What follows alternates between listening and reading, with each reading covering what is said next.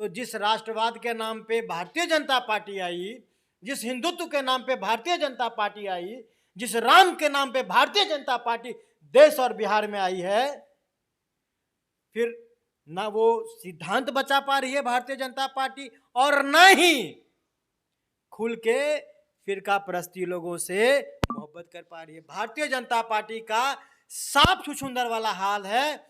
Bharatiya Janata party को तो पता ही नहीं चल रहा है कि क्या करें। नीतीश कुमार की सुनते हैं तो इनका अपना जितना भी प्रोपगंडा है वो खत्म हो जाता है, और अपनी सुनते हैं तो नीतीश कुमार से जाते हैं।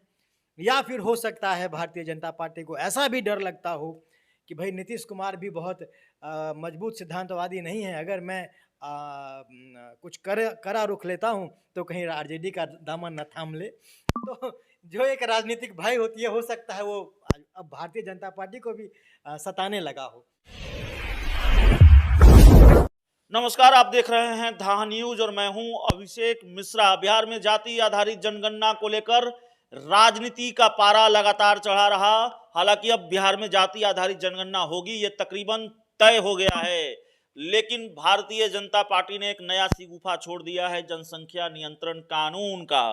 दूसरी तरफ जब जाति आधारित जनगणना होने जा रही है तो भारतीय जनता पार्टी को लेकर यह परसेप्शन भी है कि नीतीश कुमार के सामने बीजेपी को झुकना पड़ा है जाति आधारित जनगणना को लेकर। तो इन सारे सवालों पर बातचीत करेंगे, इस स्थिति और परिस्थिति पर बात करेंगे। हमारे साथ गजेंद्र झा हैं, और गजेंद्र झा किसी परिचय के मोहताज नहीं हैं। कभी भारतीय जनता पार्टी में हुआ करते थे। बिहार के पूर्व मुख्यमंत्री जीतन राम मांझी का एक बयान इनको बहुत नागवार गुजरा, बदले में इन्होंने एक बयान दिया, पार्टी से रुखसत कर दिए गए। तो इस वक्त गजेंद्र झा जी हमारे साथ हैं। गजेंद्र झा जी, जाति आधारित जनगणना बिहार में होगी, अब यह तकरीबन तय हो गया है।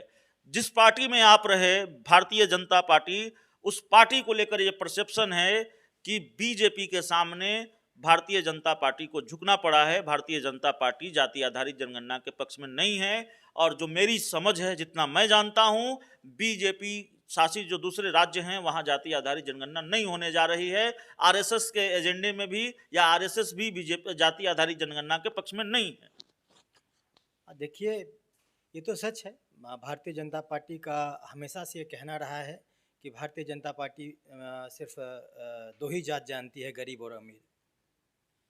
यहाँ तीसरी जात फिर कहाँ से पैदा हो गई नीतीश कुमार के डर से, ये मुझे भी नहीं पता।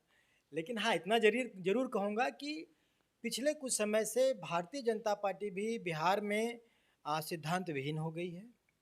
मौलिक जो मूल था, जिस विचारधारा पे वो आगे बढ़ी थी, उस विचारधारा से कहीं न कहीं मुकर गई है।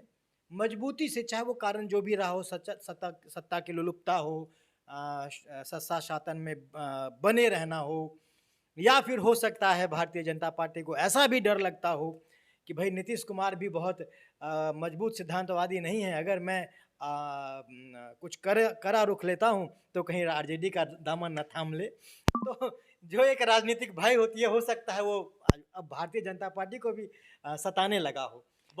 बहुत हास्यास्पद परिस्थिति नहीं है। बीजेपी बड़े भाई की भूमिका में है, और सिर्फ बड़े भाई की भूमिका में नहीं है, जेडीयू और बीजेपी के बीच जो सीटों का फासला है वो बहुत ज़्यादा है।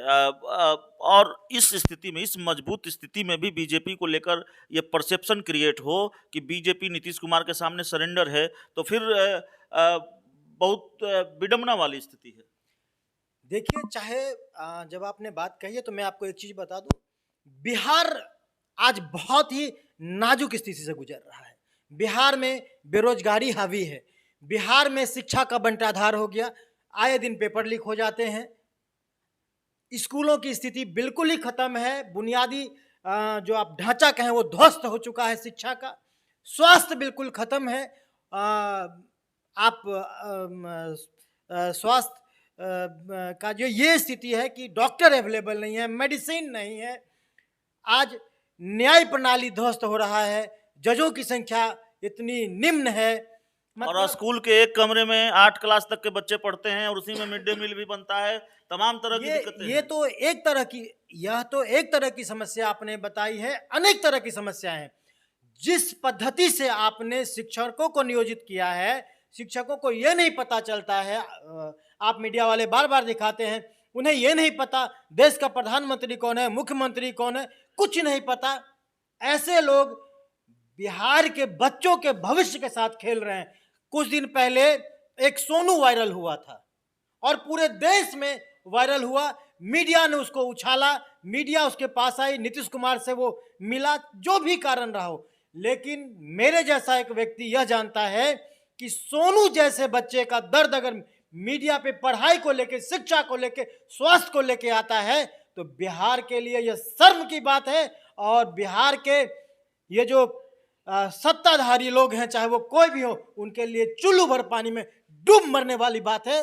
और एक चीज मैं और बताना चाहता हूं आपको, बिहार के अंदर में आप सैकड़ों करोड़ खर्च करेंगे जातीय जनगणना के ऊपर, जिसकी कोई जरूरत नहीं है।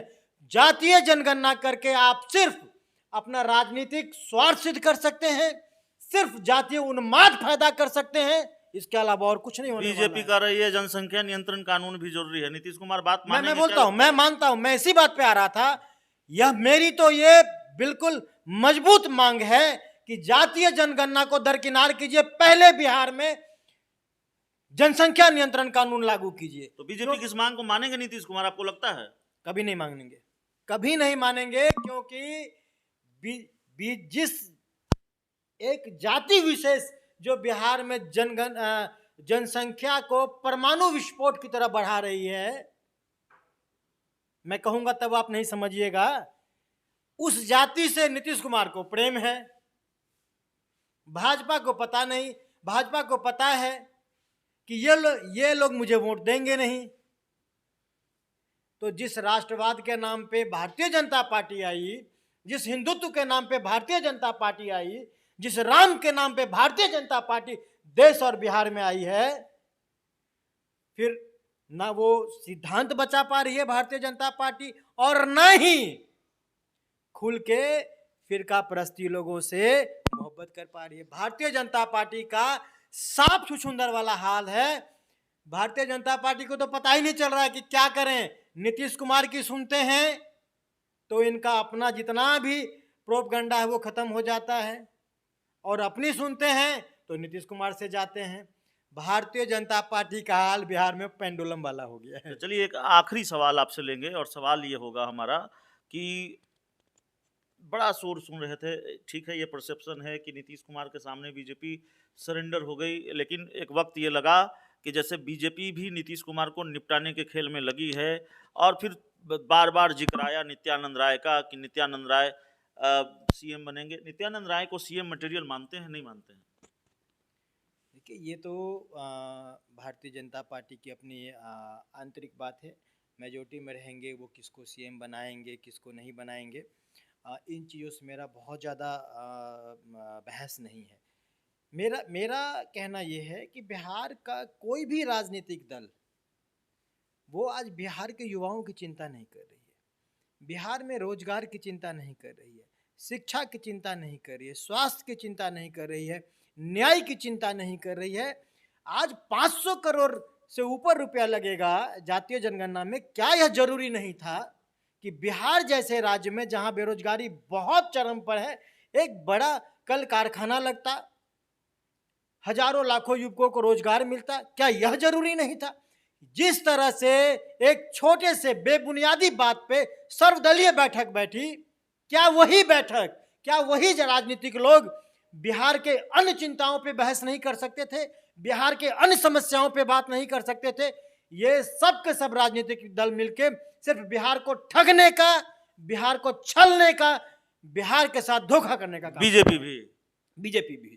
तो चलिए, गजेंद्र झा से हम बात कर रहे थे, डंके की चोट पर बोलते हैं, बिना लाग लपेट के बोलते हैं। उम्मीद है ये इंटरव्यू आपको पसंद आया होगा। बहुत बहुत धन्यवाद।